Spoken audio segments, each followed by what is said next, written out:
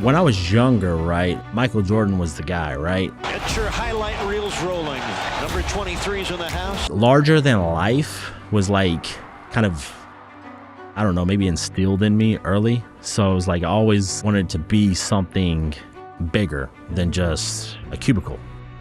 The thing is anybody you ever see that's successful at anything, they've failed 100 more times than they've ever won. We still got to win our turn. We're still trying to improve our team. They were the better team, and they played better today. Sometimes Relationships, business partnerships kind of run their course. I just put all this energy and time into something for the last 6 years, and it's all gone now. You nearly died, and you woke up the next day and went to the doctor. Your grandparents had passed away. You found out there was some shady business happening within something that you poured your blood, sweat, and tears into, right? And then you have that moment in that Walmart with what you think was probably some weirdo, but then after that you were like, oh, I think God maybe really is telling me something.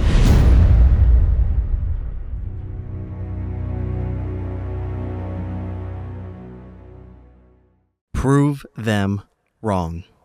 Every founder and every business owner has a reason why they're doing what they're doing. My next guest on Dear Founder came across obstacle after obstacle. And despite all of his success, he still had people that doubted him. And if you stick around to the end of the episode, you'll learn what actually pulls him forward. So thanks for tuning in to this episode of Dear Founder. Well, today I've got Lee Pelmore on Dear Founder, and I'm joined by my wonderful co-host, Lexi. And what we give to every founder for coming on the show is something that I think we all live on. I don't know, you're Jack Bro, so maybe you don't live on this thing, and you've got other things that keep you going. This keeps me going. So we've got our Dear Founder branded coffee. Hopefully you drink coffee, but this is our gift for you. Oh, awesome. For coming on the show, man. Appreciate it. Now, before I embarrass myself, are you a coffee drinker? Dang it. I drink it. You drink it. I'm not one of those people that, I got to have my coffee in the morning. Would you be willing to try it for us? Oh, absolutely. Okay. Yeah. Cool. Let us know what you think. We want your feedback. And if not, let someone else try it. We need photo evidence, a selfie preferably. Okay, cool. Yeah, actually. I'm pretty good with AI. So okay. Yeah, I was going to fake it. Well, man, I'm glad to have you on. We had a good conversation. We were connected through a mutual friend. And Lexi and I both believe that things don't just happen by accident. I think you meet people for certain reasons. And your story was one that I think sets the tone for this show. And so I want to know where you grew up, and tell me about your upbringing, and we'll dive more into the later years of your life from our conversation about kind of the things you've overcome. But tell me about where you're from and your upbringing. So I am born and raised in Texas. I grew up in Crum, Texas. That is just north of Denton, Texas. Yeah. So University of North Texas, that area. I grew up very small town. I think there was like 1,600 people. I ended up graduating with about 50 people in my class, type of deal. So that's where I originated from. And after that, I went to North Texas, graduated from there, and currently I reside in Plano, Texas. What'd you study at UNT?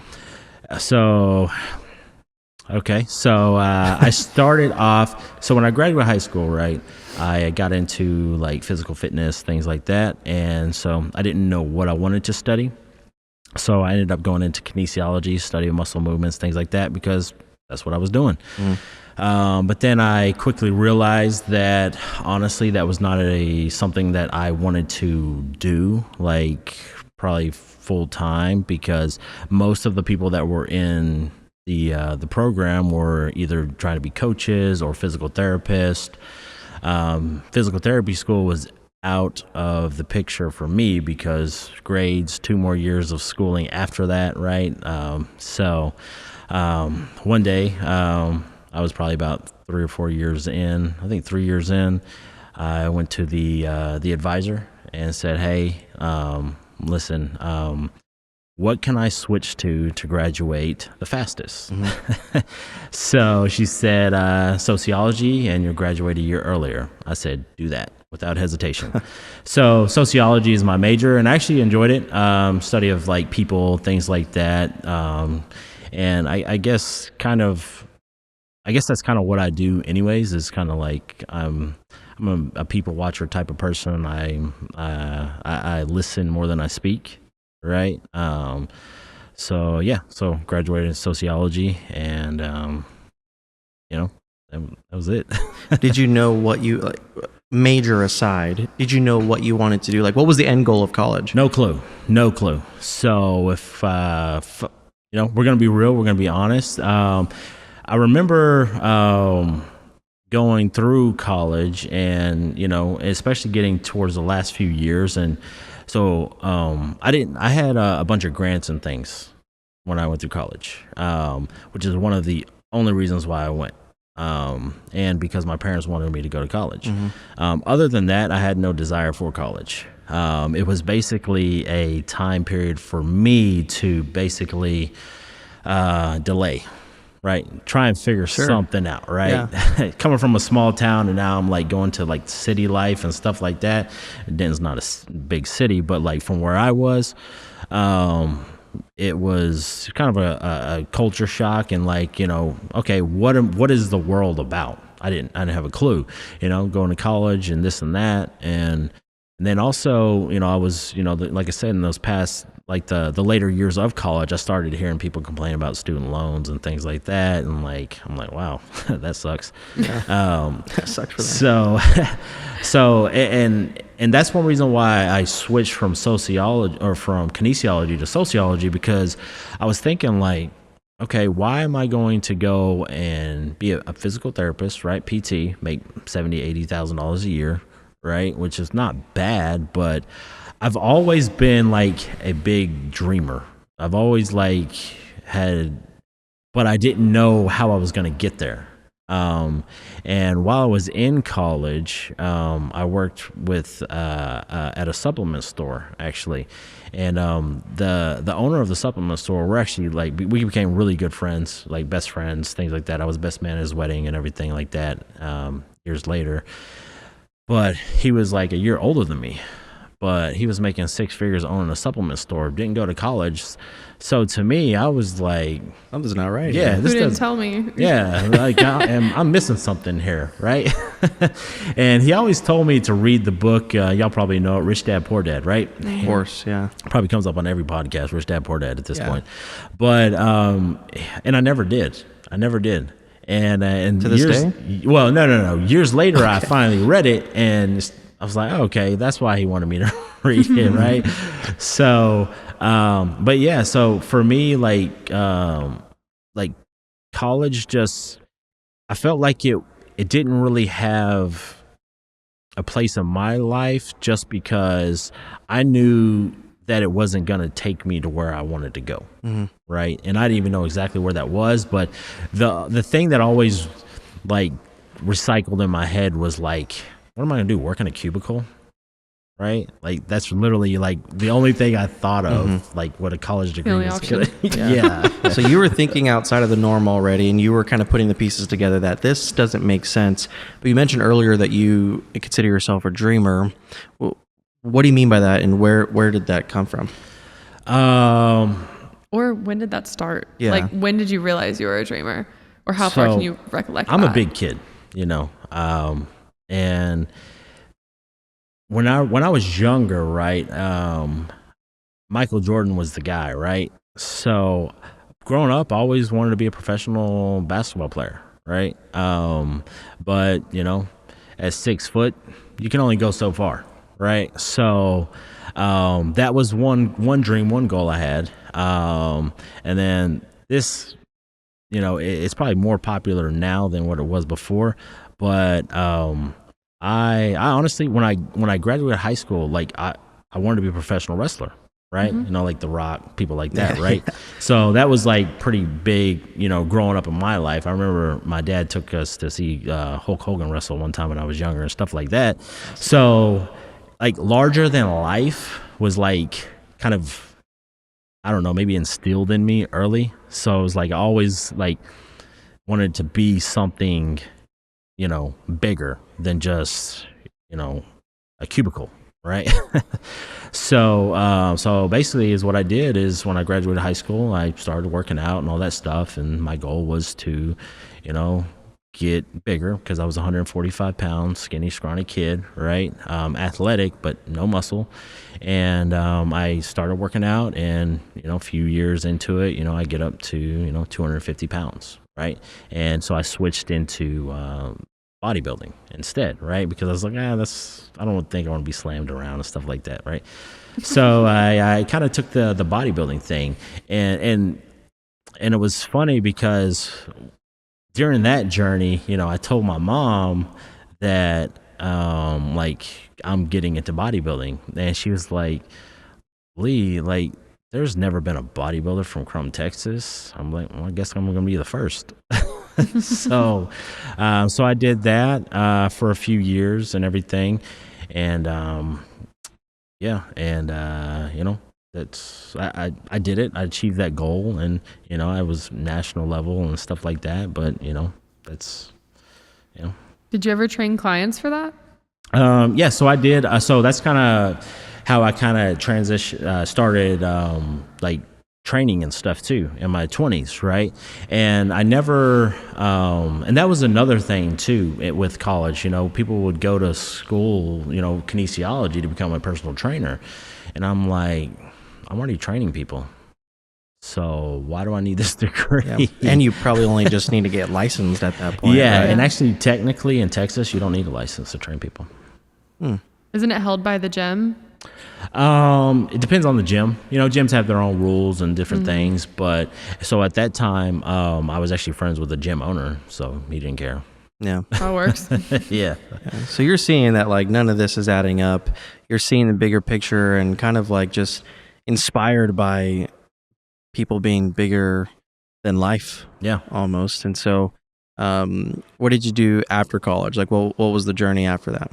So after college, so my buddy actually ended up selling the supplement store, and then I actually started working with GNC. Got into management at GNC, so I'm still in the supplement industry, still training people on the side.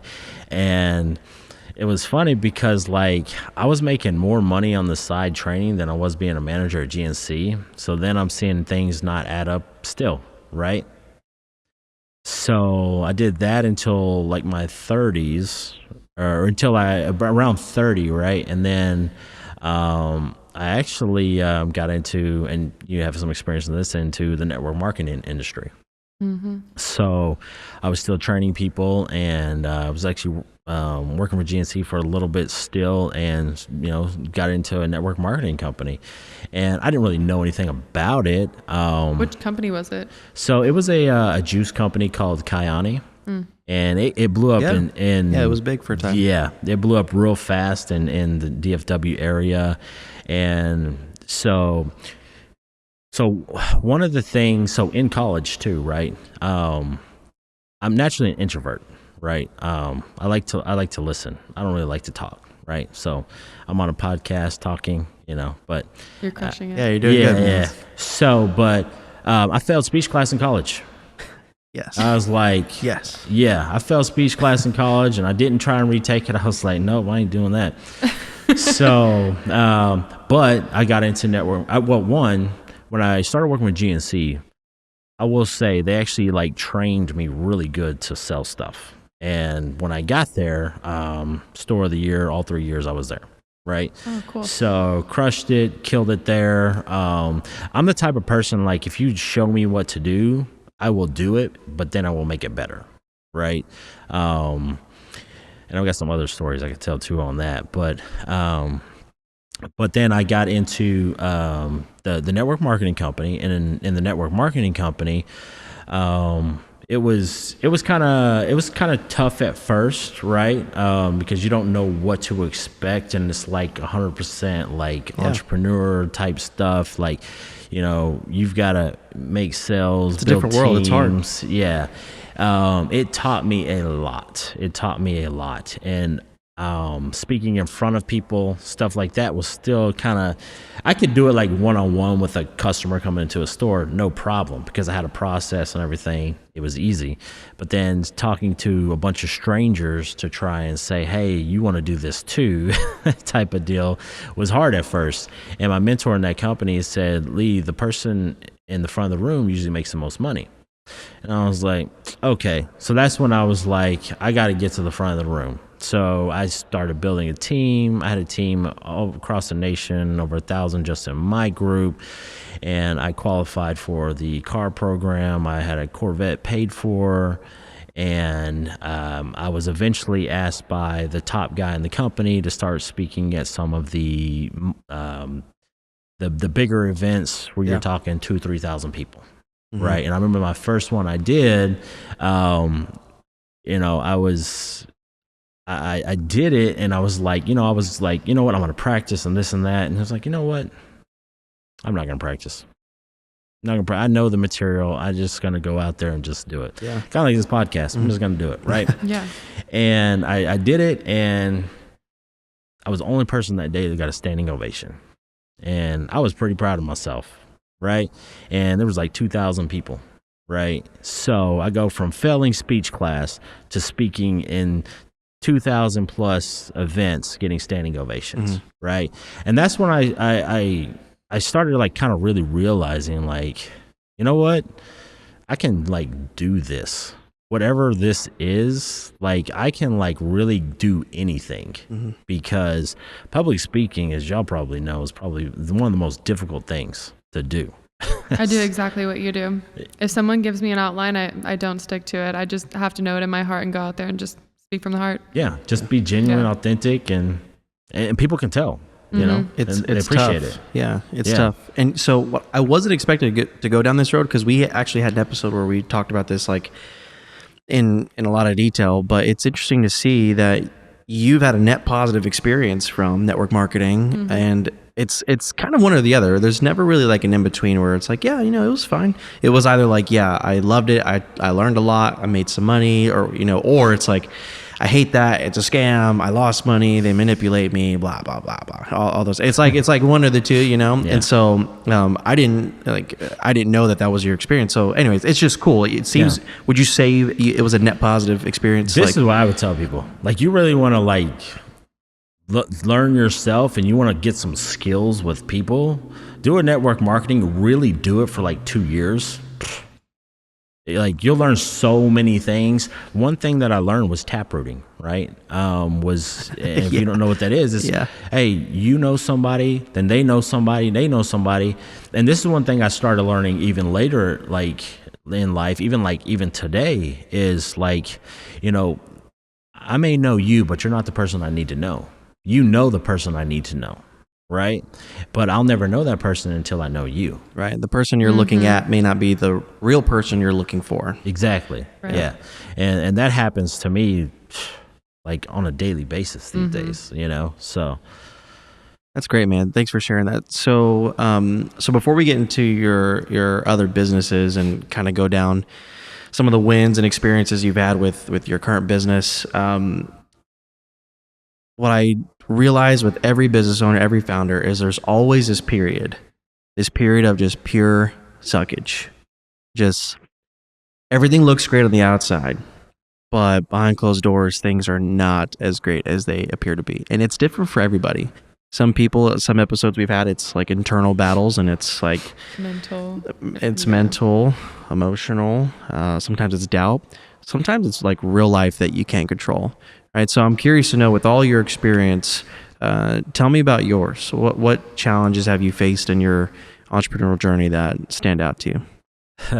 The thing is anybody you ever see that's successful at anything, they've failed 100 more times than they've ever won. Mm-hmm. And I think that's what really separates like most people just in general. So, and I think, honestly, there's a couple things in my life that I think have really like had light bulbs click on. So, and I'm going to go back to, I like telling this story. So there was one Christmas, I was like 13 years old, right? And I've got an older sister, younger brother. And one day, my dad, it was around Christmas time, my dad got us wood for Christmas. Wood, Just right? planks of Piles of wood? wood. Okay. Yeah. Right? It was, somebody cleared some land. It was just some loose wood. It was, and he told us, hey, I'm going to rent you a log splitter and put an ad in the paper. You're going to split this wood, and whatever profits you make, that's your Christmas present. And I was like 13 years old, and I made like $200 at 13 years old. And this is like back then, right? I'm 41, so like this is back then. $200 as a kid, back then. So that was one thing that I really learned early in life is like I can literally make something out of nothing, right? And that's one thing I'm always grateful for is, my dad. I didn't know it at the time, but he was trying to like, show us like work ethic and like, hey, you don't need to rely on somebody else necessarily, right? There's, literally took somebody else's trash and turned it into treasure at that point. So I just wanted to tell that story, but that's kind of, I think, where I really learned like, okay, I can like make money and do stuff. But so kind of fast forward, so after the whole network marketing thing, I got in. So one of the guys on my team, he had an idea of starting a wellness clinic. This was 10 years ago or so, right? Like testosterone therapy, all the stuff, right? And I was like, yeah, that sounds good. We understand that world, right, and everything. But we're not doctors, right? So it's kind of amazing what we did back then with that, because we literally had to figure out how to build a doctor's business with not being a doctor and from scratch, not knowing anything. We just knew we could do it. And I'm going to get to the tragedies of all this. Yeah. But, but so we did that. We figured all that out, then we ended up getting a second facility as well. So we were like growing, doing really well and everything like that. And I was with that group for about 6 years or so. Right. And then things weren't really going right. And I think you mentioned you may have had experiences kind of like where, sometimes relationships, business partnerships kind of run their course, right? And I devoted a lot of time and energy into that business, and then it was kind of I exited, but the rug was kind of pulled out from under me, right? With that business, so with the wellness clinic, with the first wellness clinic, yes, sir. So that was kind of like when I guess you could say I kind of hit. Maybe not rock bottom, but that was kind of like where I was like, I just put all this energy and time into something for the last 6 years, and it's all gone now. Just a lot of emotional turmoil then. Yeah. So it was just a lot of things that just weren't. They were. Yeah, I was gonna say, tell us what you mean with the rug was pulled up from under you. So they started bringing in other people, and. Well, not they. He started bringing other people. He started listening to them, but I was literally the one that built it, right? It was my my grit, my marketing, my team building, and all that stuff. So, and I kind of saw it coming, right? So, putting people in position and having issues with running clients off and stuff like that, and I'm like, hey, if you do this is going to happen. And then he would do that, and then it happened. And I was like, I told you so. But then try and put it on me. I'm like, no, that's not how that works. You started to see the signs. Yeah. So basically with that, I started kind of like making my own exit strategy and things like that, and ended up parting ways with all of that nonsense. And then I got into the renewable energy space where I'm at now. And that has been a true blessing. I've had my ups and downs with that as well. So when I got into that, I actually had started with a partner again, right? he kind of brought me into the renewable energy space, right? And again, I took that and I made it better, right? Because that's what I do. I'm a problem solver. So, and I don't know if I'm rambling or not, but we'll stop you if you do. Okay, Yeah. cool. Trying to make it all sense, make it all make sense. But so we had that for like 3 years, right? And then he kind of lost vision, and we were talking about vision earlier. And this is like he kind of lost vision because there was a lot of things happening in the economic climate and things like that where we're making things tough, right? Me, I'm not a quitter. I'm not a visionary. That's not my thing. I'm a problem solver. So I always feel like, no, I can fix that, right? And then he kind of, he kind of did some shady stuff and kind of left me hanging. Can you get into that, like legally? Like, can you get into that, or do you want to get into that? Do you even want to? I mean, my thing is, so here's my thing, right? I'm a connector, right? Learning in network marketing, right? So the whole platform and everything that we were doing was because of me, right? So he was kind of doing some back end things, this and that, and so he doesn't. It's hard to measure, and you can probably relate. It's hard to measure someone's value when they're bringing everything and putting it together, and it's not like transactional, like we were talking. It's not a KPI that you can. It's not a clearly KPI, measure. right? And so I'm trying to say this without being mean, and I'm gonna get to my aha moment, but there was a lot of money that should have been shared. I'll put it to you that way. Yeah, We're familiar. We're familiar. yeah. There's a lot of money that should have been shared, and then I get some stupid email about this and that, and I'm like, okay. And I always tell people this, right? And I've learned this about myself, like, and I wasn't really mad. Sure. Because I always tell people this: I don't care about this or that because I have this, right?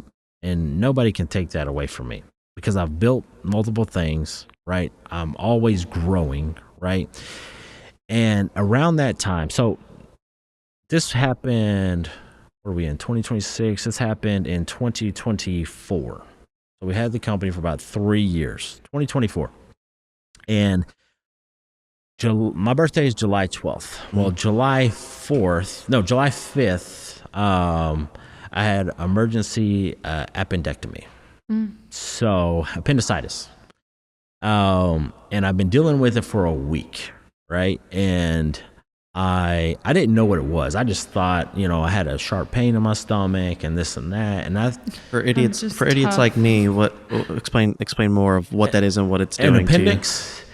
So your appendix is like a little piece on the end of your stomach line, like your stomach, like the tail of your stomach, right? It doesn't really have a real use case necessarily, and there's really no cause for it. It's one of those things that just kind of happens. Like, right? After we evolved, it was no longer useful. Yeah. Well, Right? I've even that's heard what of it means. stories of like 9-month-old, having appendectomies and stuff like that, right? It basically is what happens is it gets blocked some way or somehow, and then it gets irritated, inflamed, and basically if you don't remove it, it'll burst and it's like poison to you, and you could die, type of deal, right? And for me, I was like, I'm bloated, I'm constipated. That's really what I thought for like, and it was like it was pretty bad because it was like I looked like pregnant, right? And it's like I was pretty lean at this time, and I was like, this isn't right. so July 4th, I'm hanging out with my buddies on Lake Louisville and stuff like that, right? And then I go home and I wake up to use the restroom and I black out. And I wake up and I use the restroom and I'm like, that was weird. Maybe I'm dehydrated. Wow. Yeah. So, you know, us guys, you know, we don't need to go to the doctor or whatever. Yeah. My husband did the same thing for 3.5 days. And then I think other coaches forced him to go to the hospital and he had surgery that night. Yeah. Yeah. Oh my God. And then Yeah. Yeah. So I wake up the next morning and I'm like, man, my stomach hurts, right? So I kind of press at it and I instantly, sharp pain, almost black out again. I'm like, uh-oh. And at this point, it's kind of hard to walk, right? So I'm kind of hunched over. So I hit up my mom and said, hey, you got to come take me to the emergency room. Take me to the emergency room. They're like, at first they were thinking it could be kidney stones. I was like, oh, I hope not. Yeah. And they're like, nope, it's your appendix and we got to take it out like yesterday. So did that, was in recovery for that for, you know, a month or so. Not in the hospital, but just in general. So I spent my 40th birthday. Yeah. 40th birthday laying in bed. Yep. Watching Hell on Wheels. You ever seen that show? Yeah. So I caught up on some TV shows that I never watched. I was just watching stuff, right? That's a good show though, by the way. Just watch it.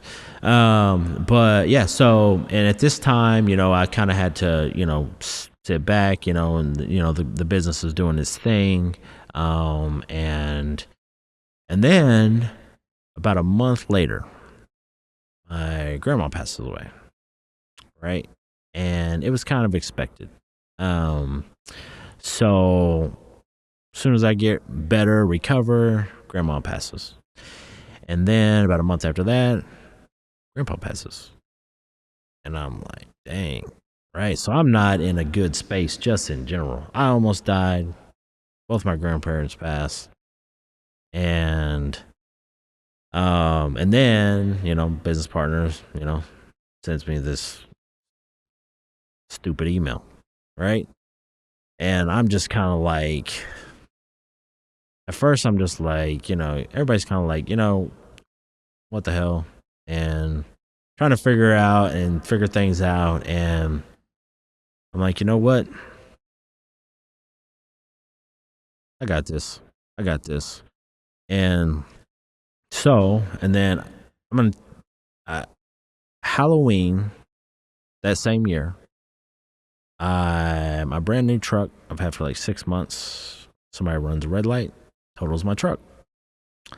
And I'm like, okay, this ain't my year. This ain't my year. But I come out without a scratch, right? And I'm not trying to get like too religious, but and I tell this, I'm gonna say something that literally it was like my aha moment of my lifetime. So after all that happens, right, and I'm just like, I don't know what my next move is. I don't know what I'm gonna do, right? Because kind of everything that I keep building, somebody keeps thinking that, oh, they can do it without me, right? And it doesn't work that way. And then one day, it may sound corny to some, but one day I'm leaving the gym. This is about a couple of days before Christmas, 2024. I'm leaving the gym. And Dr. Pepper Zero is like my thing, right? Oh yeah. So it tastes like just like Dr. Pepper. I don't care what anybody says. Same thing. You know. But yeah, I was thinking, you know, maybe I should get some Dr. Pepper Zero. I'm like, nah, I'm not. And then something pulls me into Walmart, right? And then I go into Walmart and I get my Dr. Pepper Zero. And as I'm walking down, you know, this guy's walking on the other side of the aisle and get my Dr. Pepper Zero, and he gets his stuff. And we come back about the same time, right? And then it was like one of the craziest moments of my life. And this guy, he's like, so only a couple more days, right? I was like, oh, Christmas, yeah. And then he's like, yeah. And then only a couple more days like that. And I'm like, yeah, New Year's, yeah. And then we're talking at the self-checkout, or he's talking, not me.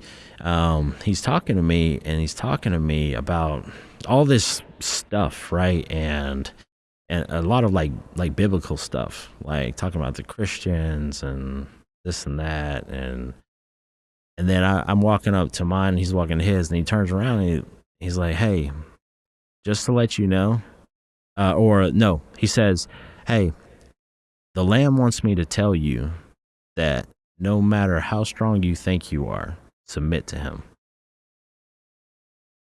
And I just literally like get goosebumps, and I'm just like standing there for like a minute. And it was the craziest thing. And I don't know if y'all have ever experienced this or ever seen movies where like that person's talking, but it's not that person talking. Yeah. Right? It almost seems like what's happening. Right? Yeah. Yeah. And it's what he meant by that. I'm a very like controlling person. Like I think I can fix everything. I think I can figure everything out. Like I told you, right? Problem solver. And I was like, you know what?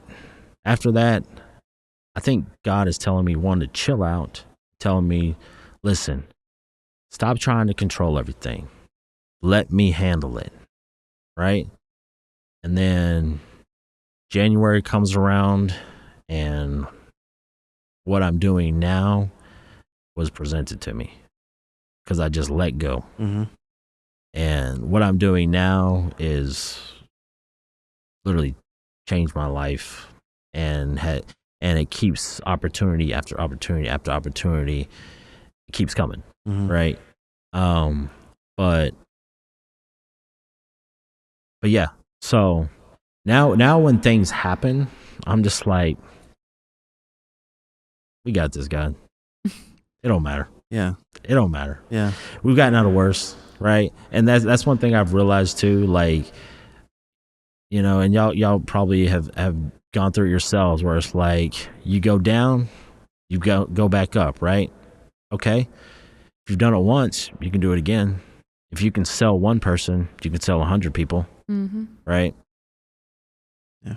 What and thanks for sharing all this. Obviously, you know, people are going to hear this, and you're sharing this with us, and this is important because it's all personal. This is all stuff that's happened to you, and it's part of your story. Like I told you on the phone, it didn't happen to me; it happened for me. Right, for you.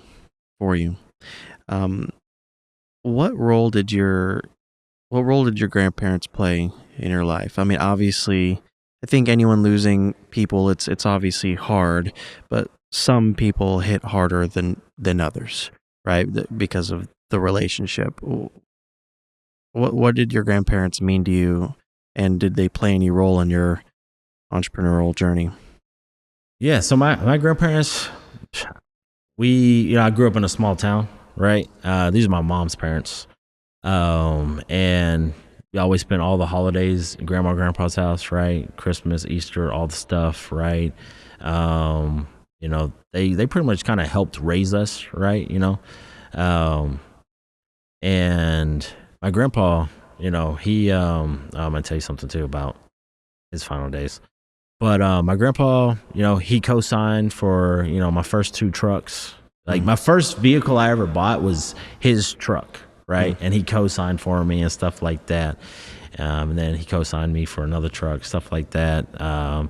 But they were just good people, you know, really. They were well known in Crum. You know, when they passed, like people that, you know, they drove in from around the state just to, you know, go see them, see the viewings and things like that. And they used to have a called Mom and Pa's Kettle Restaurant in Crum. Yeah, like my grandpa, she would just open a restaurant, you know, have it for a few years and get bored, shut it down, and then do it again a few more years after that. And actually, my first job was actually at Mom and Pa's Kettle. I was a dishwasher.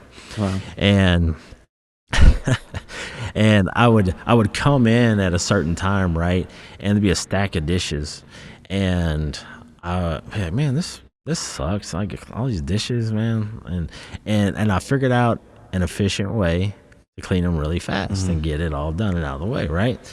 Well, I would have a lot of downtime after that. My grandma would be mad. I'm like, well, everything's done. Like, what do you want me to do? Yeah. So she started having me come in later. I'm like, that's not fair. Put some pressure on them. Do what? It's to put some pressure on you. Oh, yeah. But I was like, so, because she didn't want to pay me for just sitting around, basically Yeah, what yeah, it was. So Yeah, so that's what I learned. Like, I really learned to like be efficient and like stuff like that, and things that I do. That's great, man. It's funny how you like you don't look at those moments and think like this is part of what's shaping like my journey and like my mindset. But looking back on it, I mean that's pretty. Yeah. I mean that's pretty pivotal because you just exhibited a moment of not employee mentality, but like an operator's or a business owner mentality. It's not about how long am I working. It's about did I get it done? Yeah, I want to get it done. Well, then like, who cares? This is my job. Okay, I'm going to get Efficient, it done. Mr. Fast. Fix It. Yeah. Yeah. And then, so after my grandma passed, right, we go to her, everybody goes out to the gravesite and everything, and my grandpa said, this is like literally like probably a few days before he ends up passing, right? We all go out to the gravesite and everything. I can't remember for exactly what, but I've been kind of MIA a little bit around the family and stuff. And he said, it's like, yeah, it's good to see you. It's like we didn't forget about you. That's the last thing he said to me. And he passed away a few days after that. Yeah. So at least he remembered. Yeah. Yeah. Is there anything that was there any pivotal move you made, following that, or did that spark an idea, or what did those last words from him do for you? Well, the thing is at the time, it was just him talking to me, right? Mm-hmm. Because I didn't know that was the last thing he was ever going to say to me, So it's like one of those things where it's like, you really never know, Mm-hmm. Yeah. You've said a couple things that I really love, like the blind faith of if I've done it before, I can do it again. And, but you mentioned something, I'm trying to remember what it was, because I was like, I'm going to comment on that. Was it didn't happen to me, it happened for me? No, you were awake. You were very, very awake to what is possible. And I was trying to think, how far back was it, or how early in your life was it introduced to you? How old were you when you finally felt like you woke up and you were like, there's so much more out there? What did that feel like? When was that? I don't know the exact moment. Like I said, growing up as young boys, right? The cool cars and all the stuff, we always aspire for that stuff. But then you kind of see people get stuck, right? And I guess, cliche, but the rat race, right? And they never do anything. And so for me, it was one of the things that really made me realize I can do anything is when I did start bodybuilding, because that was back when fitness and stuff like that wasn't as big as it is now. And, I literally was like another person, at that point. And so if I could do that, why can't I do anything else? And then if, my old boss, right, he can do a store, he can be, create his own fate. Why can't I, right? If another man can do something, why can't I? You know what I mean? I don't know if that answers your question. Yeah, like a young adult, basically. Yeah. It's kind of when it all happened for you. Yeah. That's kind of surprising, because I feel like, your grandparents had a business, and at any point, did you ever think, I'm going to have a business one day, or? No. Because especially back, when I was in high school and stuff like that, it was, college was the thing. Social media wasn't around, telling you that, having people having opposing views of it and stuff like that. College was the way. Yeah, that's the way. And you're going to have a lot of fun and get a degree. Yeah. They used to have literally commercials saying, oh, you're going to make $1 million more over your lifetime if you're having college. Literally commercials promoting college, right? That was the thing, right? And, my dad, he was he had his master's degree and all that stuff, and him, being a black man, and I'm not gonna get into all that kind of stuff because that's not me. But at his, in his day, Sure. was getting a master's degree was like unusual. So he was always Yeah. proud of that. My sister, she got her master's degree and all that stuff. But for me, it was, I don't know. I just wanted more. I don't know. So, Mm-hmm. yeah. So I mean, would it be safe to say, you nearly died? Had your appendicitis not been treated? Oh, yeah. They said if I didn't come in, if I'd have waited another day, I probably would have been So gone. you nearly died, and you woke up the next day and went to the doctor. Your grandparents had passed away. You found out there was some shady business happening within something that you poured your blood, sweat, and tears into, right? And then you have that moment in that Walmart with, what you think was probably some weirdo, but then after that you were like, oh, I think God maybe really is telling me something. And then you get introduced to a new opportunity, a new business that now is like one of the biggest blessings, from what you said, one of the biggest blessings and opportunities that, that could have ever been presented to you. With all of that said, and with all of that happening, what drives you now? You want the what do they say? Want a good answer or the real answer? Yeah. At this point in my life, Give me both. both. I want to do it for the kids, and I'm kidding. Yeah, no, give me the real answer. That would have been mine.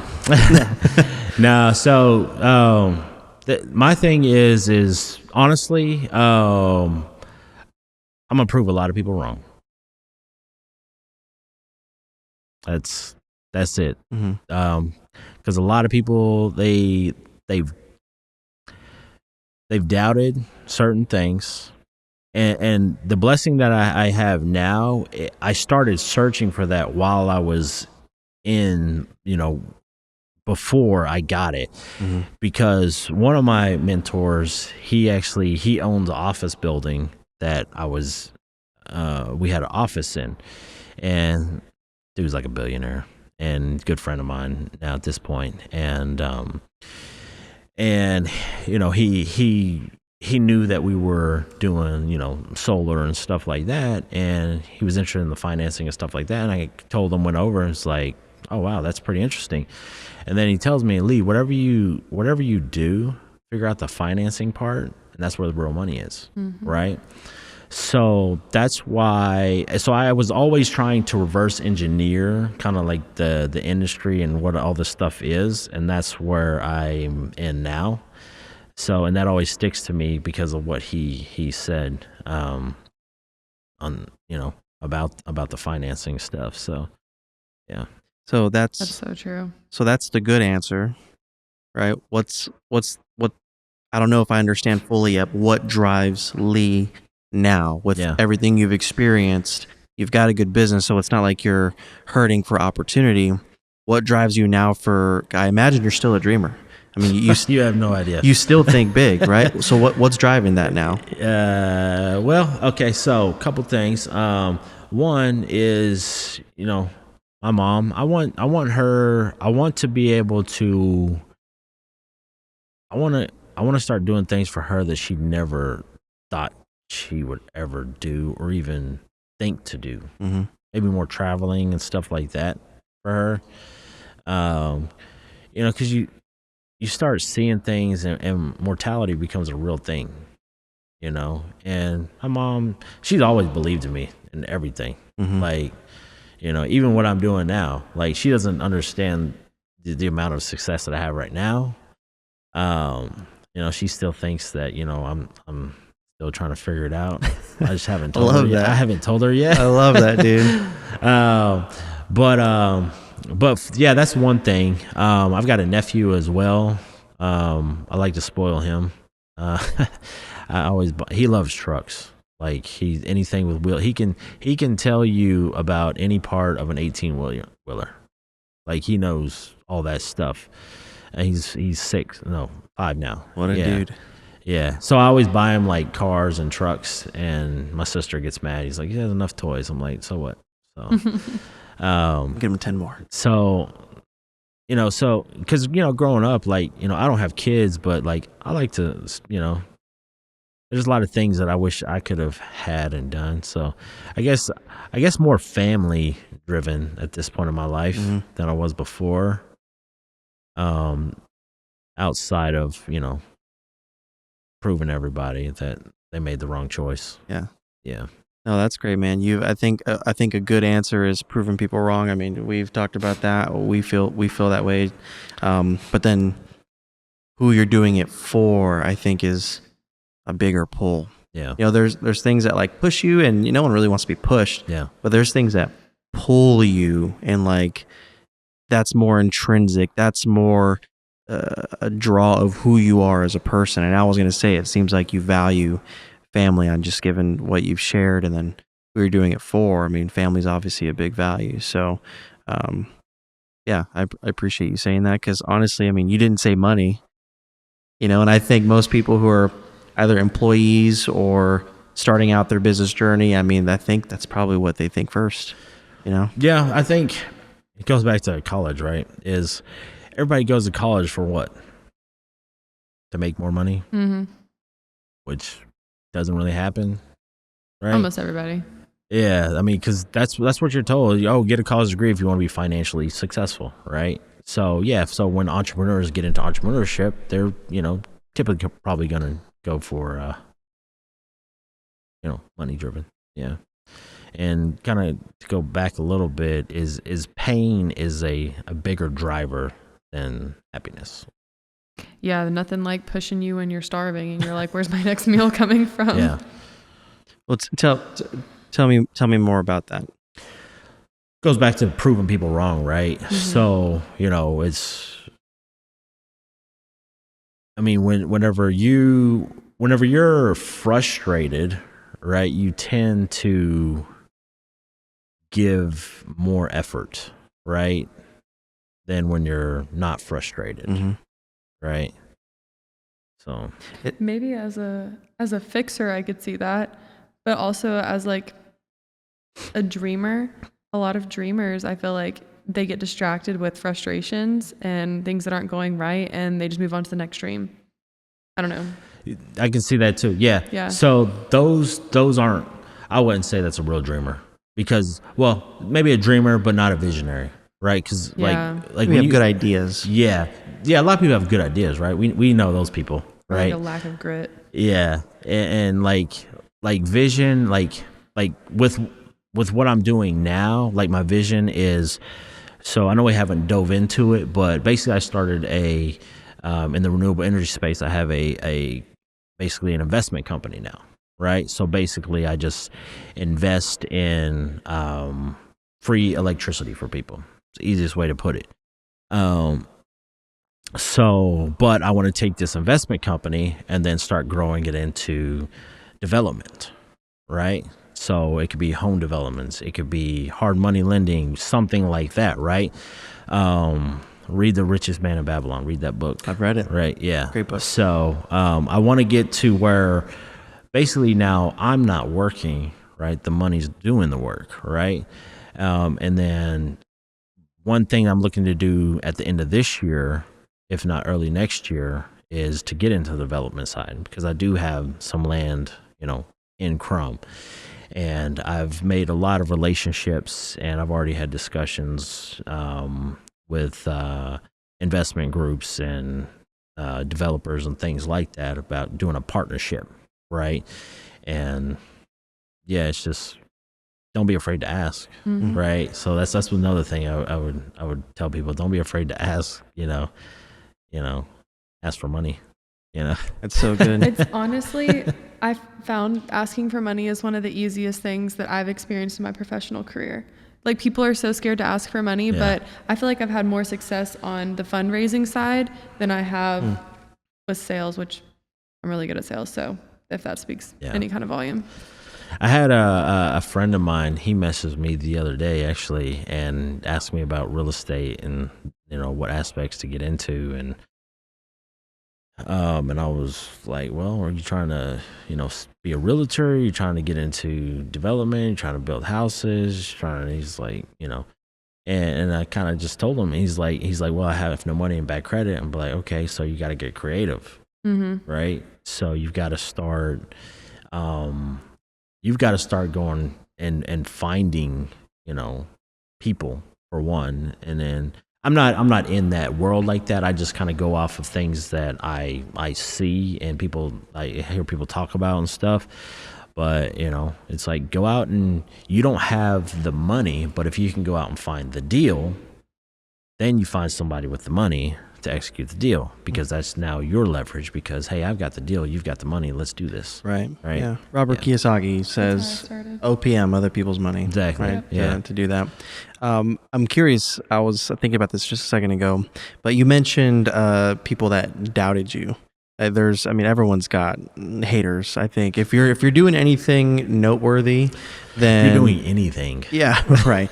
It's the critics that come out to say something about you that aren't doing anything themselves. Yeah. They're not creating. They critique the creators because they're not brave enough to do it themselves. Right? Yeah. They're too scared to do it, and so they sit behind their Instagram, their nameless, faceless Instagram accounts or their Twitter accounts, and they do all the talking from right here. Yeah. But probably, I heard it from a guy once. He said, people hating on you are never making as much money as you. Never. So I'm curious, maybe you don't have to name people, but who doubted you? What were they saying? Like, tell me, like, what fired you up about your doubters? Well, I'm gonna give y'all a recent one is I've got I would say a former friend. He thinks we're still friends, but we ain't friends no more. I love that. Actually, I loaned him money last year, right? And it'll make sense in a second, but I was supposed to be paid back in a couple of days, which never happens, right? And and it's, I don't need the money back. It's just kind of the principle of things. Like if you're, buying new cars and, bragging about all these cool friends, but why didn't you borrow the money from them? Right. But if they're so awesome, right. Well, and paying it back is just a respect thing at that point. Exactly. Yeah. But I'll ask them sometimes, right. I'll just say, any updates on the money? Right. And I did recently, and I was just kind of like irritated, like, cause he didn't respond. So I just sent a question mark, like the next, few days in a row.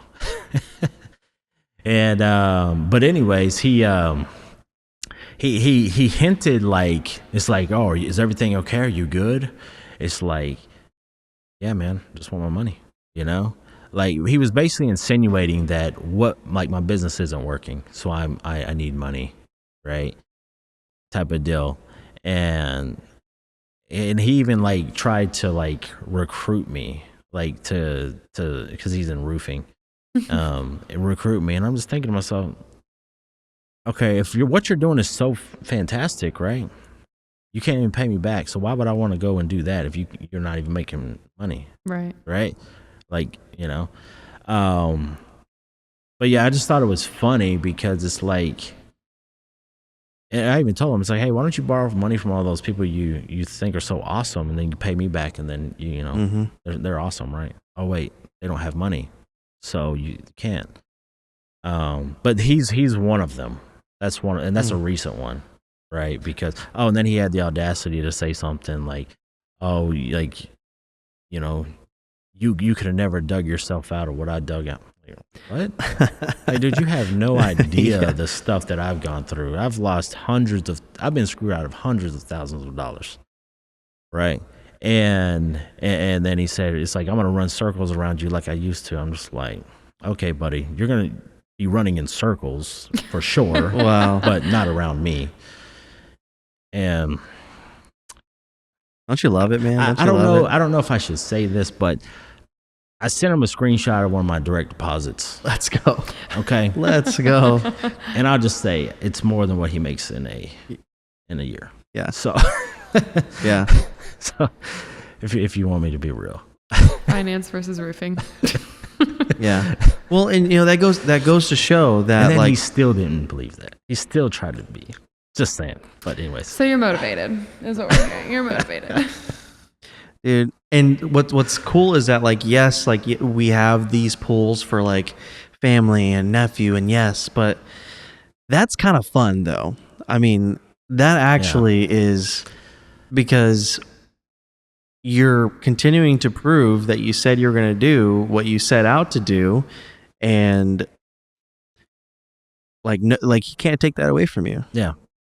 And I'll just be honest with you, like, an employee is never going to run circles around me. Mm-hmm. You're an employee. You have a limit, buddy. Mm-hmm. Sorry, I'm getting a little worked up. No, that's okay. They're not less than as people, because they're sensitive people that see a podcast and they're like, oh, they're freaking, they're dicks about it or whatever. But they're not less than. They think differently. Yeah, they don't operate the same. There's a limit to. There's a limit to problems. There's a limit to everything, right? And so, no, it's just a different way of thinking. It's a different way of living, which is why you weren't satisfied in college with the status quo, right? You weren't satisfied with the job at GNC. You weren't satisfied. You're like, no, there's got to be more than this, right? Yep. We are the crazy ones. We're the ones that are like, no, there's more. Are we the crazy ones though? Oh, 100%. Yeah, no, we definitely are. I mean, I would literally couch surf if I had to, just to maintain being an entrepreneur. Yeah, looking back on it, I'd live in a box versus going back to work. I used to work in cybersecurity and IT, and I remember typing up actually what I didn't do was I called my boss on a Friday. It was his day off, but I was like, I don't want to go back, so I need to call him now. And so I called him and I was like, hey, I know it's your day off, but I just want to let you know before I type up the email and send it to you that I'm resigning, officially putting in my 2 weeks. So if it needs to be Monday, because I was in sales, and if you're in sales and you resign, there's no 2 weeks. You're done. Yeah. You know, they're like, forget the commission you were working on is mine now. Yeah. And that's what sucks about corporate, and I hate that. But I was like, whatever. And it was I was clawing tooth and nail to get there, and man, it was sweet victory being able to leave my job, and my coworkers were like they knew I was building something, like they knew, but I don't know. Yeah, they knew you were different. Yeah, they knew, and I love my coworkers, my buddies. Like they were all great. They're supportive. Like they're awesome.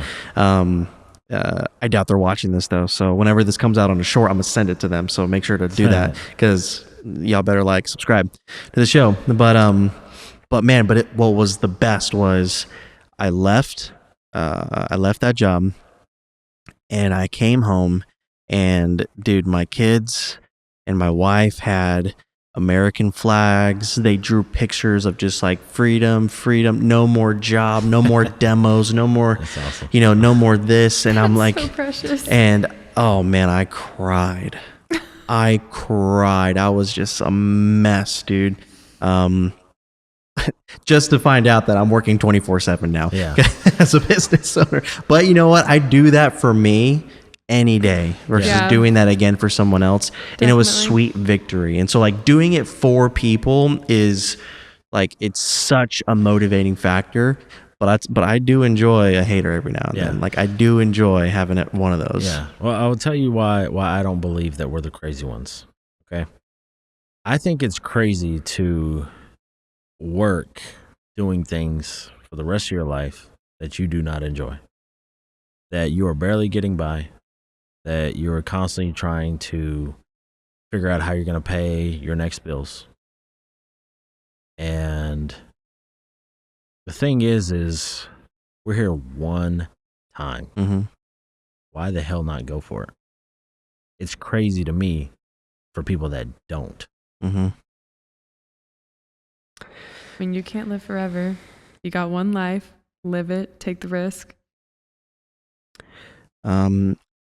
Do you have any last questions for Lee before I ask him one more thing? Anything from our conversation?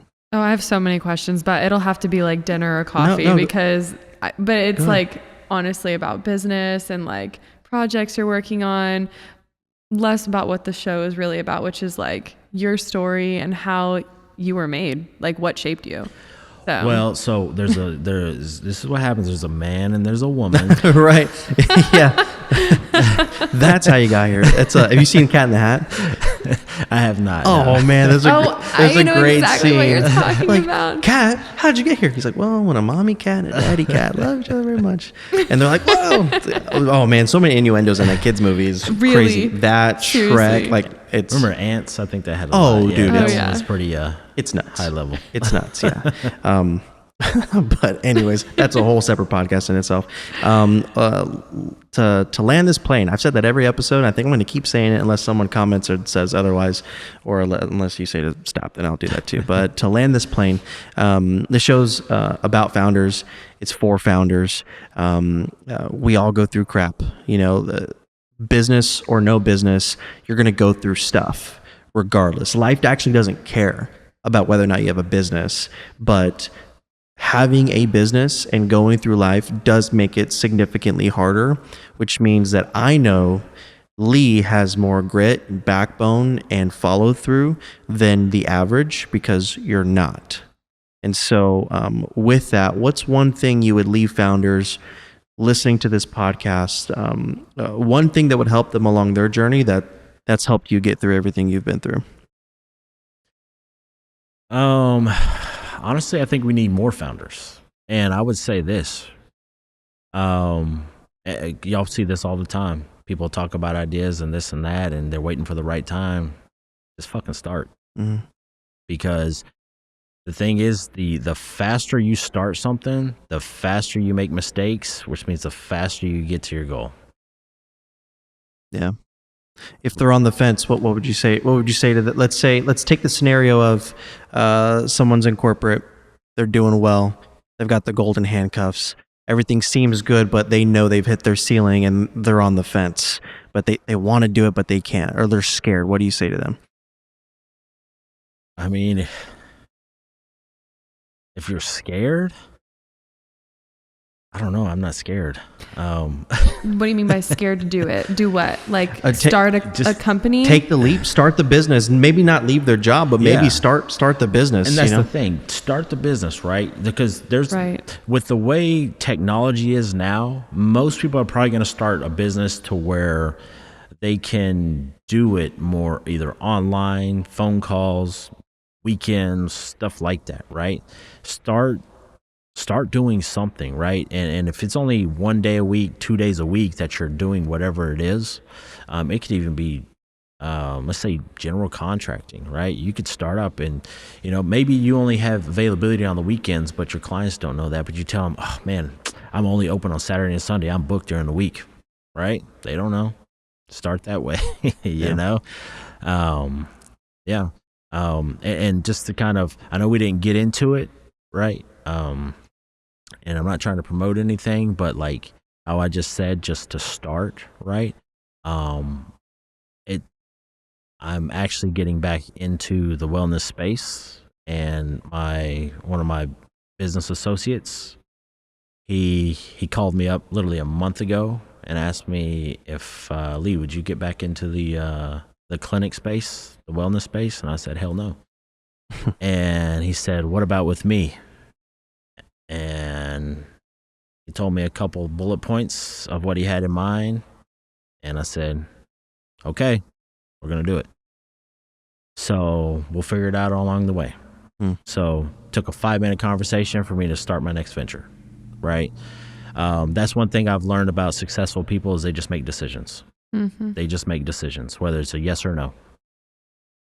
So good, man. Love that. Yeah, that's so good. Well, this show was literally made, and I think perfectly made for founders just like you, for your journey, your grit, your overcoming, and you've followed through so much that I think, and Eric and I talk about this all the time, is that I think God is looking for people to bless. I think God is looking for people he can trust. And you can trust people with follow through. You can trust people that push through despite obstacles, right? You can trust people who they're given a little bit, but they're like, you know what, I'm going to use this little bit. I'm going to make it a lot because I value it, right?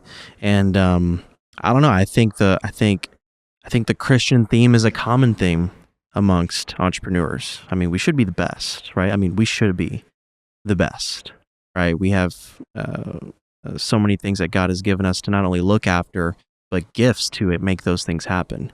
And so, man, you are the exact reason why we have this show. So I appreciate your time for being on here, Lexi. As always, appreciate your time. And Dear Founders, I give you Lee Pelmore. If you enjoyed this episode of Dear Founder, click right here to watch another episode, or click right here to watch a clip from the podcast.